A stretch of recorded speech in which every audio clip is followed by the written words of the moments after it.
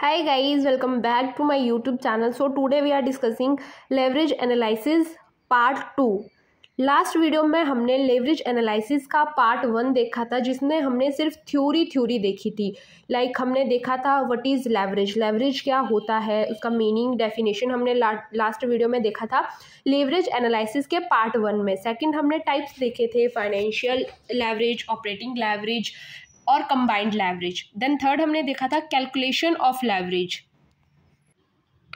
कि लेवरेज जो होती है उसकी कैलकुलेशन कैसे करते हैं। जब आप न्यूमेरिकल करोगे इससे रिलेटेड तो आप उसमें कैलकुलेशन कैसे करोगे। Format of leverage, first of all हमें ये देखना ज़रूरी था कि जो लेवरेज होता है उसका फॉर्मेट कैसा होता है।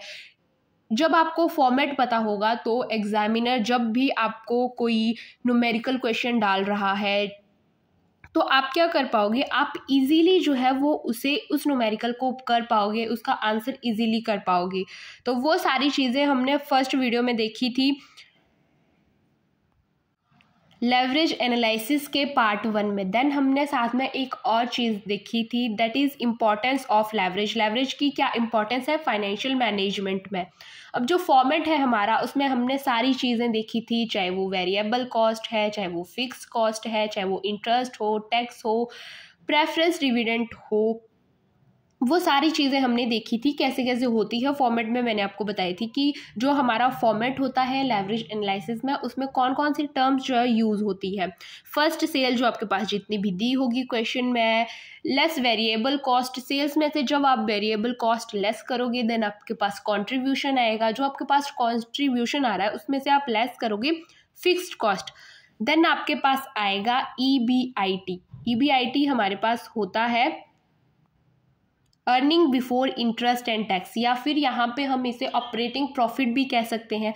तो फिक्स कॉस्ट कंट्रीब्यूशन से जब हम फिक्स कॉस्ट को माइनस करेंगे तो हमारे पास आता है earning before interest and tax, यानी कि ऑपरेटिंग प्रॉफिट। तो इतना आपको पता है। देन हमने देखा था कि जब हमारे पास EBIT आ रहा है, यानी कि earning before interest and tax जो हमारे पास आ रहा है, उससे हम क्या करेंगे, इंटरेस्ट लेस कर देंगे। अब बेसिक सी बात है, जैसे कि आपको स्क्रीन पे दिख रहा है EBIT, जब इस EBIT से आप ये बीच वाला I यानी कि इंटरेस्ट, I मीन्स इंटरेस्ट, जब EBIT में से इस I को माइनस कर दोगे, यानी कि इंटरेस्ट को जब आप माइनस कर दोगे तो हमारे पास रहता है EBT, अर्निंग बिफोर टैक्स। तो क्या है, earning before interest and tax में से हम माइनस करेंगे इंटरेस्ट को, फिर हमारे पास जो रह जाता है that is EBT, earning before tax. तो जो अर्निंग बिफोर टैक्स हमारे पास आता है उसमें से हमें क्या लेस करना है, उसमें से हमें लेस करना है टैक्स, अर्निंग बिफोर टैक्स। इसमें से हम क्या करेंगे, टैक्स जो है वो लेस कर देंगे। देन हमारे पास क्या आएगा, हम बोल सकते हैं अर्निंग, या फिर हम बोल सकते हैं प्रॉफिट आफ्टर टैक्स। प्रॉफिट बचा हमारे पास आफ्टर टैक्स, टैक्स पे आउट करने के बाद, दैट इज अर्निंग बोल सकते हैं, या फिर आप PAT भी बोल सकते हैं, प्रॉफिट आफ्टर टैक्स भी से आप कह सकते हो, राइट। देन हमारे पास आता है लेस प्रेफरेंस डिविडेंड। इसके बाद हमें अपने क्वेश्चन में क्या करना होता है कि प्रेफरेंस डिविडेंड अगर आपके पास है, इफ़ एनी, अगर है तो आप उसे लेस कर सकते हो, अगर नहीं है तो ये वाली टर्म जो है वो स्किप हो जाती है। देन हमारे पास होता है लास्ट में, हमारे पास आता है number of equity shares, then earning per share, EPS हमारे पास फाइंड आउट हो जाता है। देन हमें फाइनेंशियल लीवरेज और ऑपरेटिंग लेवरेज दोनों जो है वो फाइंड आउट करने होते हैं। कैलकुलेशन करके आपका जो ऑपरेटिंग लेवरेज होता है उसका फॉर्मूला आप यूज़ करोगे, आपका जो फाइनेंशियल लेवरेज होता है उसका फॉर्मूला आप यूज़ करोगे। जैसे कि ऑपरेटिंग लेवरेज जो होता है हमारे पास, उसका फॉर्मूला क्या होता है, उसका फॉर्मूला हमारे पास होता है कंट्रीब्यूशन अपॉन EBIT। जो हमारे पास कंट्रीब्यूशन होगा उससे हम डिवाइड करेंगे EBIT को, देन हमारे पास ऑपरेटिंग लेवरेज फाइंड आउट होगा। फिर आता है हमारे पास कि फाइनेंशियल लेवरेज हम कैसे फाइंड आउट करें। फाइनेंशियल लेवरेज भी हम ऐसे ही फाइंड आउट करेंगे फॉर्मूला लगा के, जैसे कि मैंने पार्ट 1 में आपको फॉर्मेट भी बताया था और फॉर्मूला भी बताए थे, ऑपरेटिंग लेवरेज, फाइनेंशियल लेवरेज और कंबाइंड लेवरेज, जिसको हम कॉम्बिनेशन लेवरेज भी कहते हैं। तो अगर आपने वो वाली वीडियो नहीं देखी है तो आप उसे देख सकते हो, मैं उसका लिंक जो है वो डिस्क्रिप्शन में दे दूँगी ताकि आपको ये वाली वीडियो जो है वो अंडरस्टैंड करने में ईजी हो जाएगा। और आप वन बाय वन सारी टर्म्स को जो है वो इजीली कैच कर पाओगे। तो अब आते हैं फाइनेंशियल एवरेज। फाइनेंशियल एवरेज का हम फॉर्मूला लगाएंगे। इसमें फाइनेंशियल एवरेज का फॉर्मूला हमारे पास क्या था, EBIT divided by EBT। EBIT मतलब earning before interest and tax को हम डिवाइड करेंगे EBT से, अर्निंग बिफोर टैक्स में से, तब हमारे पास जो है वो फाइनेंशियल एवरेज फाइंड आउट हो जाएगा। तो एवरी क्वेश्चन में आपके पास बताया होता कि आपको ऑपरेटिंग लेवरेज निकालना है, फाइनेंशियल लेवरेज निकालना है। हर क्वेश्चन में आपको दिया होता है कि आपको क्या फाइंड करना है, कॉम्पिटिशन ऑफ लेवरेज में आपको क्या फाइंड आउट करना है। तो ये तो आपको समझ आ गया, जैसे कि मैंने लास्ट वीडियो में आपको ब्रीफली बताया था। यहाँ पे मैंने आपको थोड़ा थोड़ा आइडिया दिया कि ये हमने डिस्कस करा था और इन चीज़ों में ये बातें होती हैं। तो अब चलते हैं अपने क्वेश्चन की तरफ। लास्ट वीडियो में हमने सिर्फ थ्योरी देखी थी, अब हम एक न्यूमेरिकली क्वेश्चन भी देखेंगे कि इफ़ अगर आपको क्वेश्चन आता है आपके एग्जाम्स में तो आपको इजी हो जाएगा। तो जैसे कि आपको पूरा क्वेश्चन मेरी स्क्रीन पे शो हो रहा होगा, तो चलिए स्टार्ट करते हैं कि हमारा क्वेश्चन क्या है। The following is the balance sheet of a company as on 31/03/2023, 24, 22 जो भी आपको लेना है वो आप ले सकते हो। एक कंपनी है जिसकी बैलेंस शीट है, तो लेफ्ट हैंड साइड हमारे पास दिया है liabilities and right hand side हमारे पास दिया गया है एसेट्स। तो पहले हम देखेंगे कि लाइबिलिटीज़ में हमारे पास क्या क्या चीज़ें दी गई है, उनका अमाउंट क्या है। देन हम देखेंगे कि एसेट्स में हमारे पास क्या क्या दिया गया है और उनका अमाउंट क्या है। फर्स्ट आते हैं हम लाइबिलिटीज़ के पास। तो लाइबिलिटीज़ में हमारे पास दिया गया है equity share at the rate 10 पर शेयर, लेकिन 2 lakhs। देन सेकेंड है हमारे पास 10% डिवेंचर, जो कितना अमाउंट है हमारे पास 2,80,000।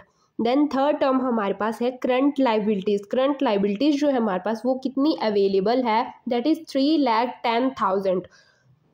तो इन सबका टोटल होता है 2 lakh plus 2,80,000 plus 3,10,000 is equal to 8 lakh.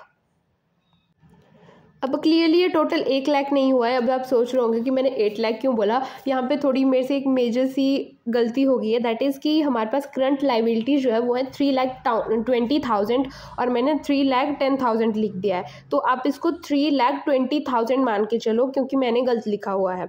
तो ये हमारे पास हो गए सारे 8 लाख। 2 लाख हमारे पास equity share at the rate 10% of per share है 2 लाख। देन 10% डिवेंचर हमारे पास है 2,80,000। करंट लाइबिलिटीज हमारे पास है 3,20,000। मैंने यहाँ पे 3,10,000 लिखा है, जैसे कि मैं बार बार आपको इसीलिए रिपीट कर रही हूँ ताकि आप बाद में मेरे को कमेंट करके ये ना बोलो कि हाँ आपने गलत लिख दिया। इसीलिए मैं आपको पहले बता रही हूँ कि यहाँ पे 3,20,000 है बट मैंने गलती से 3,10,000 लिख दिया है। तो हमारे पास टोटल सारा कितना है इनका लाइबिलिटीज़ का 8 लाख। देन चलते हैं एसेट्स वाली साइड की। एसेट्स में हमारे पास क्या दिया गया है। एसेट्स में हमारे पास 2 चीज़ें दी हैं, fix assets and current asset. Fix assets जो है हमारे पास वो 5 lakhs है। देन सेकंड हमारे पास है करंट एसेट्स। करंट एसेट्स जो हमारे पास है वो है 3 lakh. 5 lakh plus 3 lakh is equal to 8 lakh. Same liabilities हमारे पास 8 लाख एंड एसेट्स हमारे पास 8 लाख हो गए, राइट। उसके बाद क्या कह रहा है, the companies total assets turnover ratio is 2 times। तो अब ये क्या कह रहा है कि जो कंपनी है उसकी टोटल एसेट्स टर्नओवर रेशियो जो है वो 2 times है। देन हमारे पास क्या है, the fix cost is 2,50,000 and the variable cost is 40%। तो फिक्स्ड कॉस्ट आपके पास दी गई है 2,50,000 और वेरिएबल कॉस्ट 40%। अब 40% किसका दिया गया है वो आपको नहीं पता। 40% किसका है, सेल्स का। Assuming a tax rate of 50%, जो हमारे पास टैक्स रेट है वो है 50%। Calculate leverage of the company. हमें क्या करना है, क्या बताया है क्वेश्चन में कि क्या हमें कैलकुलेट करना है, हमें कैलकुलेट करना है leverage of the company. Company की जो लेवरेज है वो हमें यहाँ पे कैलकुलेट करनी है, फाइंड आउट करनी है। फॉर एग्जाम्पल हमें ऑपरेटिंग लेवरेज क्या है कंपनी की and second one is the financial leverage क्या है कंपनी की, वो हमें फाइंड आउट करनी है इस क्वेश्चन में।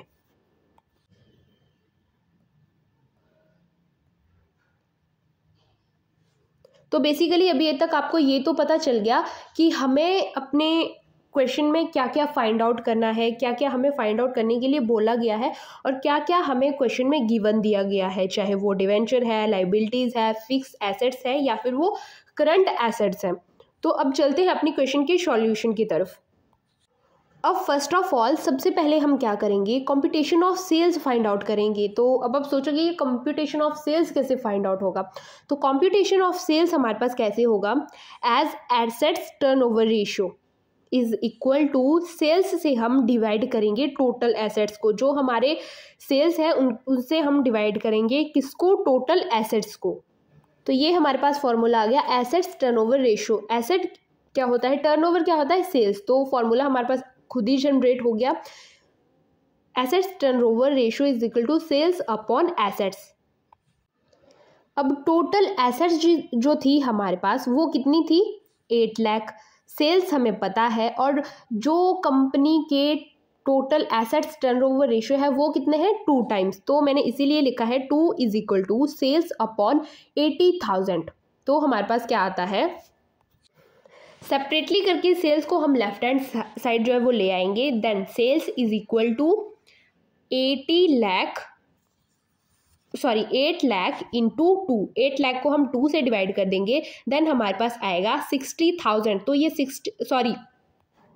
तो ये जो 16 लाख हमारे पास आया, ये हमारे पास क्या है, ये है हमारे पास सेल्स की, हमारे पास कितने सेल्स है। तो फर्स्ट हमें क्वेश्चन में फाइंड आउट करना पड़ा कि सेल्स क्या है, जिसमें हमने कंप्यूटेशन ऑफ सेल्स निकाले, एसेट्स टर्नओवर रेशियो का जो है फॉर्मूला लिया जो है सेल्स अपॉन टोटल एसेट्स, फिर हमने सेल्स को टोटल एसेट्स से डिवाइड करके सेल्स फाइंड आउट करी, तो हमारे पास आया 16 लाख। तो अब हम क्या करेंगे, हमें पता चल गया कि हमारे पास टोटल सेल्स कितनी है, तो अब हम अपना क्वेश्चन जो है वो उसको हम कैलकुलेट करेंगे, डिफाइन करेंगे। मैं आपको बताऊंगी कौन कौन सी चीज़ें हमें कहाँ पुट करनी है। देन हमारे पास अर्निंग पर शेयर क्या आएगा, ऑपरेटिंग लेवरेज क्या आएगी, and last one is financial leverage कैसे आएगी। देन हमारा क्वेश्चन जो है वो कंप्लीट होगा। और अगर फिर आपको क्या होता है कि एग्जाम में ये वाले क्वेश्चन आते हैं या फिर लीवरेज एनालिसिस से रिलेटेड, फाइनेंशियल लेवरेज एनालिसिस से रिलेटेड कोई भी क्वेश्चन आपको फाइंड आउट करने के लिए आता है, तो आप इजीली उसको कर पाओगे, क्योंकि आपको फॉर्मेट पता है लेवरेज का, किसका फॉर्मेट क्या है। साथ ही में अब हम न्यूमेरिकल क्वेश्चन भी कर रहे हैं, तो ये भी आपको पता है, तो आप इजीली सारी चीज़ें जो है वो मैनेज कर पाओगे। तो इसमें हम क्या करेंगे, कंप्यूटेशन ऑफ नेट प्रॉफिट और EPS. Computation of net profit क्या है हमारे पास, वो हम फाइंड आउट करेंगे अपने क्वेश्चन में। देन हम ये फाइंड आउट करेंगे ईपीएस क्या है। EPS means earning per share हमारे पास है, वो सारी चीज़ें हम अपने इस क्वेश्चन में फाइंड आउट करेंगे। फर्स्ट ऑफ ऑल हमें क्वेश्चन में दी नहीं थी जो हमने कैलकुलेट करके निकाली सेल्स, वो थी हमारे पास सेल्स सिर्फ 8 लाख दी गई थी, हमने फाइंड आउट करके निकाली, वो है हमारे पास सेल्स आई, कितनी आई हमारे पास 16 लाख। अब जैसे कि हमने फॉर्मेट में भी देखा था, जो हमारी सेल्स होती है उसमें से हम लेस करते हैं वेरिएबल कॉस्ट। तो वेरिएबल कॉस्ट क्या है हमारे पास, जैसे कि हमें क्वेश्चन में दिया था 40% ऑफ सेल, यहाँ पे मैंने फिर से एक गलती कर दी कि मैंने ये वाली लाइन 40% ऑफ सेल्स जो है वो नीचे लिख दी, लेकिन ये ऊपर होगी वेरिएबल कॉस्ट वाले कॉलम में, जिससे आपको पता चल जाएगा कि हमारे पास जो है वो 6,40,000 कैसे आया। तो वेरिएबल कॉस्ट में जैसे कि हमें क्वेश्चन में दिया था 40% ऑफ सेल्स, 40% ऑफ सेल्स यानी कि 16 लाख इंटू 40%, तो हमारे पास आया 6,40,000। तो जब हम हमारी सेल्स में से वेरिएबल कॉस्ट को माइनस करेंगे, सेल्स यानी कि 60 लाख में से वेरिएबल कॉस्ट माइनस करेंगे, दैट इज़ 6,40,000। जब इसे हम माइनस करेंगे तो हमारे पास कंट्रीब्यूशन जो है वो फाइंड आउट होगा। तो कंट्रीब्यूशन हमारे पास कितना फाइंड आउट होगा, दैट इज़ 9,60,000। अब हमारे पास इतना आ गया कि 9,50,000 हमारे पास 9,60,000 हमारे पास फाइंड आउट हो गया। देन आया कि कंट्रीब्यूशन जो होता है हमारे पास क्वेश्चन में, जो भी कंट्रीब्यूशन हमारे पास दिया गया होता है उसमें से हम क्या करेंगे, फिक्स कॉस्ट जो हमारी होती है उसको हम माइनस करेंगे, राइट। जैसे कि आपको पता है हमें क्वेश्चन में दी गई थी फिक्स कॉस्ट कितनी है हमारे पास, तो फिक्स्ड कॉस्ट है हमारे पास 2,50,000। ये हमारे पास फिक्स्ड कॉस्ट है, जैसे कि मैंने सामने लिख दी स्क्रीन पे आपको शो हो रही है। तो 2,50,000 हमारे पास है फिक्स्ड कॉस्ट। अब जो हमारी फिक्स्ड कॉस्ट है कंट्रीब्यूशन में से जब हम फिक्स कॉस्ट जो है उसको माइनस करेंगे तो हमारे पास फाइंड आउट होता है EBIT। EBIT यानी कि earning before interest and tax. तो कंट्रीब्यूशन हमारे पास कितना फाइंड आउट हुआ था, दैट इज 9,60,000। देन हमारे पास क्वेश्चन में फिक्स्ड कॉस्ट जो थी वो गिवन दी गई हुई थी, वो कितनी थी 2,50,000। जब हम 9,60,000 में से 2,50,000 जो है वो माइनस करेंगे तो हमारे पास earning before interest and tax find out हो जाएगा, दैट इज 7,10,000। तो इतना आपको अभी तक समझ आ गया कि हमने वेरिएबल कॉस्ट निकाल लिया, सॉरी कंट्रीब्यूशन हमने फाइंड आउट कर लिया, then EBIT earning before interest and tax हमने फाइंड आउट कर लिया। Then earning before interest and tax के बाद आता है हमारे पास लेस इंटरेस्ट ऑन डिवेंचर, जो हमारे पास डिवेंचर है। अब क्या करेंगे हम, लेस इंटरेस्ट ऑन डिवेंचर। तो जैसा कि आपको पता है क्वेश्चन में हमें दिया गया था 10% ऑफ डिवेंचर कि दिया गया था 2,80,000। तो यहाँ पे हम क्या करेंगे,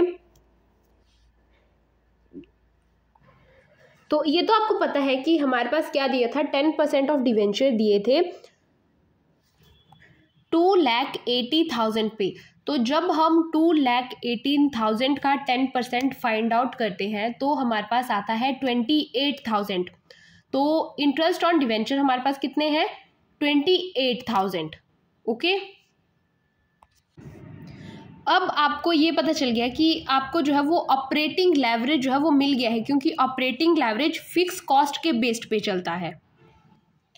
अब ऑपरेटिंग लेवरेज आपको पता है कि उसका फॉर्मूला क्या है, कंट्रीब्यूशन जो कि आपका फाइंड आउट हो गया डिवाइडेड बाय EBIT वो भी आपका फाइंड आउट हो गया।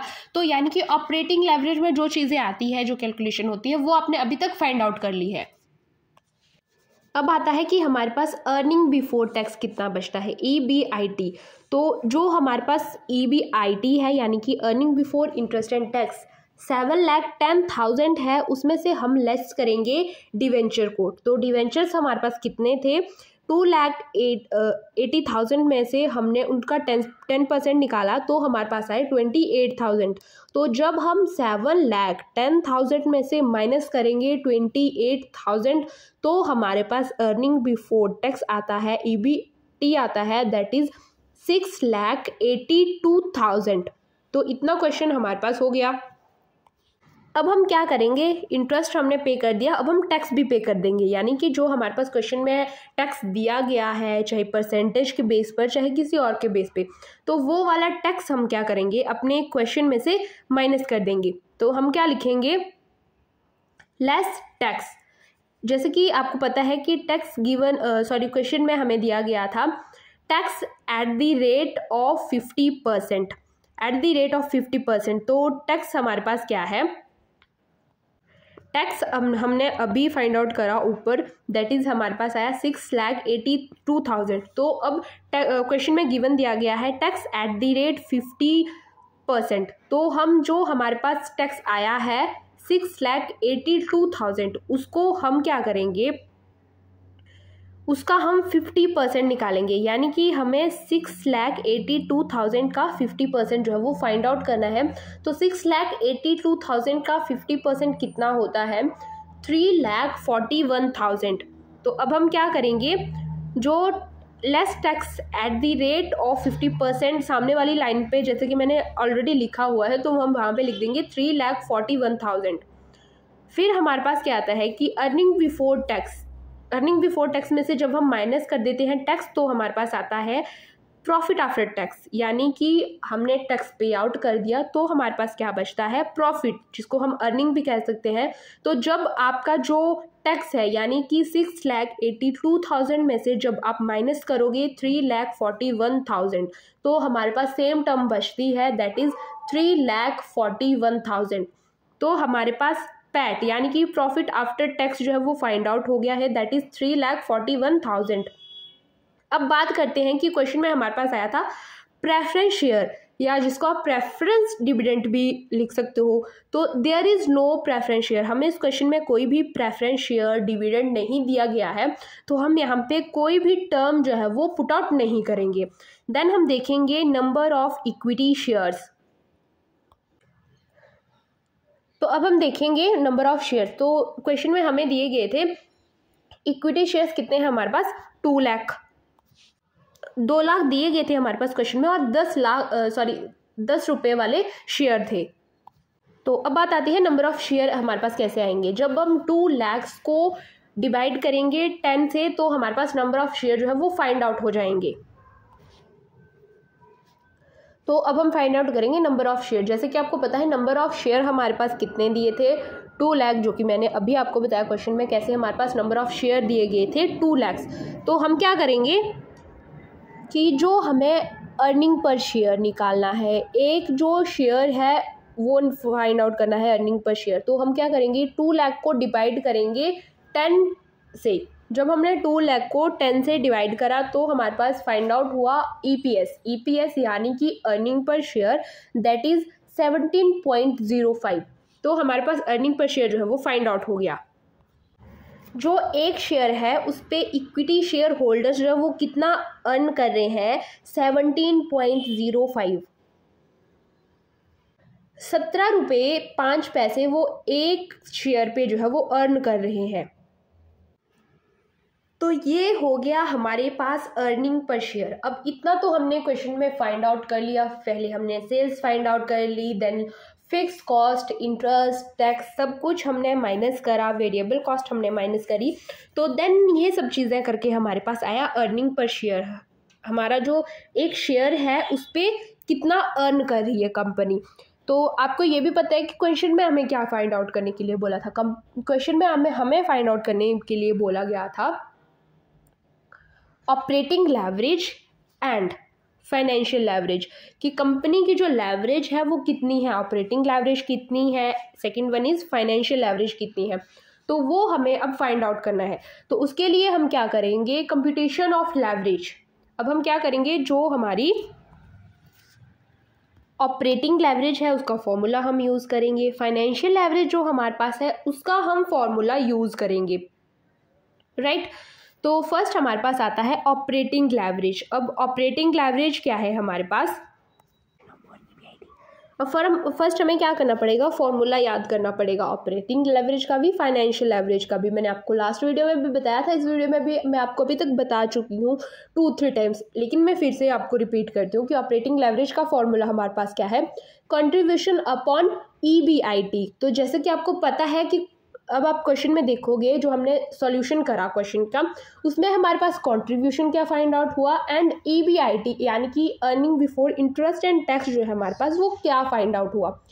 तो हमारे पास कंट्रीब्यूशन जो था क्वेश्चन आंसर से वो क्या निकला, that is 9,60,000 and earning before interest and tax हमारे पास क्या था, 7,10,000। जब हमने इन दोनों को डिवाइड करा तो हमारे पास आया 1.35। तो ये तो हमारे पास आ गया कि ऑपरेटिंग लेवरेज कितना है हमारे पास।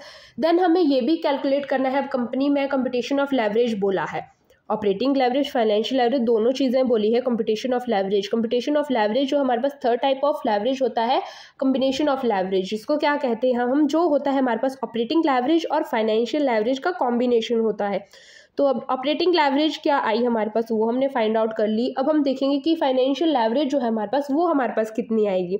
तो फाइनेंशियल लेवरेज का अब हम फॉर्मूला याद करेंगे कि फाइनेंशियल लेवरेज जो हमारे पास थी उसका फॉर्मूला हमारे पास क्या था, फाइनेंशियल लेवरेज का फॉर्मूला हमारे पास था EBIT अपॉन EBT। EBIT मतलब earning before interest and tax में से हम डिवाइड करेंगे अर्निंग बिफोर टैक्स को। तो हमारे पास earning before interest and tax कितना था, 7,10,000। तो 7,10,000 को हम डिवाइड करेंगे अर्निंग बिफोर टैक्स से। तो अर्निंग बिफोर टैक्स हमारे पास कितना था, दैट इज़ 6,82,000। तो आपको ये पता चल गया कि earning before interest and tax कितना था, EBT कितना था, अर्निंग बिफोर टैक्स कितना था, जो कि आपको जो आपने क्वेश्चन का सॉल्यूशन करा उसमें आपको फाइंड आउट हुआ है। तो जब भी हम EBIT में से EBT माइनस करेंगे तो हमारे पास क्या आएगा, जैसे कि इस क्वेश्चन में हमारे पास था EBIT इक्वल टू 7,10,000, तो 7,10,000 को हमने डिवाइड करा 6,82,000 से, तो हमारे पास फाइंड आउट हुआ 1.64, दैट इज फाइनेंशियल लेवरेज हमारे पास फाइंड आउट हुआ। और कॉम्बिनेशन लेवरेज की बात आती है तो जो ऑपरेटिंग लेवरेज होती है और जो फाइनेंशियल लेवरेज होती है, उन दोनों के कॉम्बिनेशन को ही हम क्या कहते हैं, उन दोनों के कॉम्बिनेशन को ही हम फाइनेंशियल लेवरेज कहते हैं। तो ये था हमारा आज का टॉपिक जिसमें हमने देखा कि न्यूमेरिकल कैसे होता है लेवरेज में। सो अब आपको मेरी स्क्रीन पे एक टेबल शो हो रहा होगा, दैट इज़ कि जो मैंने अभी तक सीरीज़ वाइज, जैसे कि हम अभी फाइनेंशियल मैनेजमेंट डिस्कस कर रहे हैं, लाइक हमने first chapter, second chapter, third chapter, अभी तक हमने 6 चैप्टर जो है वो फाइनेंशियल मैनेजमेंट के कवर कर लिए हैं। और पार्ट 1 पार्ट 2 दो वीडियोज़ में हमने कवर करा है, क्योंकि एक चैप्टर जो है वो एक यूनिट एक वीडियो में कवर करना थोड़ा डिफ़िकल्ट है। तो वैसे ही हमने बिजनेस लॉ को भी डिस्कस करा है, मैनेजमेंट अकाउंटिंग के भी सारे 6 चैप्टर जो है मैनेजमेंट अकाउंटिंग के वो सारे डिस्कस करे हैं। इंट्रोडक्शन मैनेजमेंट अकाउंटिंग का, फाइनेंशियल स्टेटमेंट एनालिसिस क्या होता है, फिर वर्किंग कैपिटल मैनेजमेंट कैसे होता है, cash flow statement, fund flow statement, वो सारे चैप्टर मैंने मैनेजमेंट अकाउंटिंग के डिस्कस करे हैं। देन लास्ट, इससे पहले अभी हम कर रहे हैं फाइनेंशियल मैनेजमेंट, इससे पहले जो मैंने डिस्कस करा था that is entrepreneurship development. Entrepreneurship development मैंने यूनिट वाइज आपसे डिस्कस करा था। एंटरप्रेन्योरशिप डेवलपमेंट इंट्रोडक्शन क्या है, प्रोजेक्ट आइडेंटिफिकेशन हम कैसे करते हैं, अकाउंटिंग कैसे होता है, प्रोजेक्ट प्लानिंग एंड कंट्रोल कैसे करा जाता है, एंड लास्ट वन इजी कि एंटरप्रेन्योरशिप डेवलपमेंट आप पढ़ रहे हो तो आपको पता होना चाहिए कि एंटरप्रेन्योर एंड लॉ क्या होते हैं इसमें, तो वो भी मैंने आपके साथ डिस्कस करा था। तो फिर हमने बिजनेस लॉ हमने सबसे पहले डिस्कस करा था, जिसमें हमने nature and kind of contracts देखे थे, ऑफर एंड एक्सेप्टेंस देखा था, कंसीडरेशन देखा था, कैपेसिटी ऑफ पार्टीज देखा था, फ्री कंसेंट क्या होता है वो देखा था, legality of object and consideration क्या होता है वो देखा था। ये सारे जो चैप्टर्स हैं या फिर ये सारे जो सब्जेक्ट्स हैं ये मेरे चैनल पे ऑलरेडी अपलोडेड हैं। अगर आपको इससे रिलेटेड अदर वीडियो भी चाहिए होगी तो आप मेरे को बता सकते हो, मैं वो भी सेपरेटली वीडियो बना दूंगी। अब बात आती है कि बिजनेस लॉ में मोस्ट इंपॉर्टेंट क्वेश्चन क्या होते हैं, तो वो भी मैंने इस वीडियो में सेपरेटली एक वीडियो जो है चैनल पे अपलोड करी है कि बिजनेस लॉ के मोस्ट इंपॉर्टेंट क्वेश्चन क्या है। क्वेश्चन पेपर भी मैंने आपको पोस्ट करा है, लेकिन मोस्ट इंपॉर्टेंट क्वेश्चन मैंने आपके साथ इसीलिए शेयर करे हैं क्योंकि क्वेश्चन पेपर में हो सकता है कि एक बारी का क्वेश्चन पेपर मैं आपके साथ शेयर कर रही हूँ उसमें आपको 8-10 क्वेश्चन आ जाएंगे ज़्यादा से ज़्यादा, लेकिन अगर मोस्ट इंपॉर्टेंट क्वेश्चन आप पढ़ते हो तो उसमें 15-20 जितने भी क्वेश्चन होंगे वो आप सारे प्रिपेयर करोगे, तो आपको जो है वो जहाँ पे आप 2 क्वेश्चन करने होंगे एग्जाम में वहाँ पे आप 4 क्वेश्चन करके आओगे, इसलिए मैं इंपॉर्टेंट क्वेश्चन बताती हूँ सारे। बिजनेस लॉ के मोस्ट इंपॉर्टेंट क्वेश्चन है क्या है वो मैंने आपके साथ डिस्कस करे हैं। मैनेजमेंट अकाउंटिंग के मोस्ट इंपॉर्टेंट क्वेश्चन क्या है वो भी मैंने सारे डिस्कस करे हैं। देन एंटरप्रेन्योरशिप डेवलपमेंट जो कि हमने कंप्लीट कर लिया है, तो एंटरप्रेन्योरशिप डेवलपमेंट के मोस्ट इंपॉर्टेंट क्वेश्चन कौन कौन से हैं वो भी मैंने अपने चैनल पे उनकी वीडियो अपलोड करती है, तो इनका लिंक मैं आपको वीडियो के डिस्क्रिप्शन में दे दूंगी ताकि आपको वीडियो विजिट करने में जो है वो इजी हो जाए। अब बात आती है कि फाइनेंशियल मैनेजमेंट जो कि हम सीरीज डिस्कस कर रहे हैं, फाइनेंशियल मैनेजमेंट चैप्टर 1 चैप्टर 2 जितने भी चैप्टर अभी तक हमने डिस्कस करे, ये था मेरा 6th चैप्टर। तो 6th चैप्टर हमारा फाइनेंशियल मैनेजमेंट का आज कंप्लीट हो रहा है, कल से हम करेंगे 7th चैप्टर। तो जब हमारे ये आई थिंक 13 या 14 चैप्टर है, जब तक ये 13-14 चैप्टर हम कंप्लीट करेंगे तो उसके बाद फिर मैं आपको फाइनेंशियल मैनेजमेंट के मोस्ट इंपॉर्टेंट क्वेश्चन क्या है वो सारे आपके साथ डिस्कस करूँगी। तो बाकी जो भी सब्जेक्ट है, चाहे वो बिजनेस कम्युनिकेशन है या फिर वो कॉस्ट अकाउंटिंग है या फिर वो मार्केटिंग मैनेजमेंट है, तो या फिर वो इकोनॉमिक्स है, तो सारे चैप्टर माइक्रो इकोनॉमिक्स का सब्जेक्ट है। तो इन सारे सब्जेक्ट से रिलेटेड जो भी मोस्ट इंपॉर्टेंट क्वेश्चन है वो मैंने ऑलरेडी जो है वो चैनल पे अपलोड करे हैं, आप मेरे चैनल को विजिट कर सकते हो। साथ ही मैं फिर से आपको अगेनली ये बोल रही हूँ कि अगर आपको कोई भी सेपरेटली वीडियो चाहिए होगी तो आप मेरे को कमेंट सेक्शन में बता सकते हो ताकि मैं उससे रिलेटेड फिर पहले वीडियो बताऊँ। या फिर पहले वीडियो जो है वो सेपरेटली आपके लिए बनाऊं। तो आज की वीडियो में मैंने इतना ही देखा कि जो लेवरेज एनालिसिस होते हैं उसको हम कैसे कैलकुलेट करते हैं, कैसे हम लेवरेज जो है फाइंड आउट करते हैं, चाहे वो ऑपरेटिंग लेवरेज है, फाइनेंशियल लेवरेज है, या third one is combination leverage है। जो कॉम्बिनेशन लेवरेज है जो कि कॉम्बिनेशन होता है ऑपरेटिंग लेवरेज का और फाइनेंशियल लेवरेज का। बाकी हम नेक्स्ट वीडियो में देखेंगे सेकंड चैप्टर। बाकी शॉर्ट्स में भी मैं अपलोड करती रहती हूँ जो कि मेन टॉपिक्स होते हैं। वैसे जो भी चैप्टर्स मैंने, अगर आपको कंप्लीटली वीडियो नहीं देखनी है, मैक्सिमम ऑफ द पर्सन जो है वो रिग्रेट करते हैं कि कंप्लीट वीडियो कौन देखे, तो इसमें वहाँ पे मैंने शॉर्ट वीडियो भी डाली हुई है। चाहे वो मैनेजमेंट अकाउंटिंग का फर्स्ट चैप्टर है, उसके जो भी नोट्स हैं वो शॉर्ट वीडियो में भी अपलोड करे हैं मैंने, ताकि आपको जो है वो इजी हो जाए एग्ज़ाम्स की प्रिपरेशन करने के लिए, और आप एग्ज़ाम्स में जो है वो हाई मार्किंग जो है वो ले सकें। तो आज की वीडियो में सिर्फ इतना ही। नेक्स्ट वीडियो में हम डिस्कस करेंगे 7th chapter of financial management. जो हमारा 7th चैप्टर है फाइनेंशियल मैनेजमेंट का, वो हम डिस्कस करेंगे। साथ ही में कॉमर्स बीकॉम फर्स्ट ईयर का सिलेबस क्या होता है, सेकंड ईयर का क्या होता है, थर्ड ईयर का क्या होता है, वो भी मैंने वीडियो चैनल पे अपलोड करी है, ताकि आपको इजी हो जाएगा देखने में। तो मिलते हैं अपनी नेक्स्ट वीडियो में, तब तक के लिए thank you so much for watching this video. Channel को लाइक शेयर सब्सक्राइब करना ना भूलें।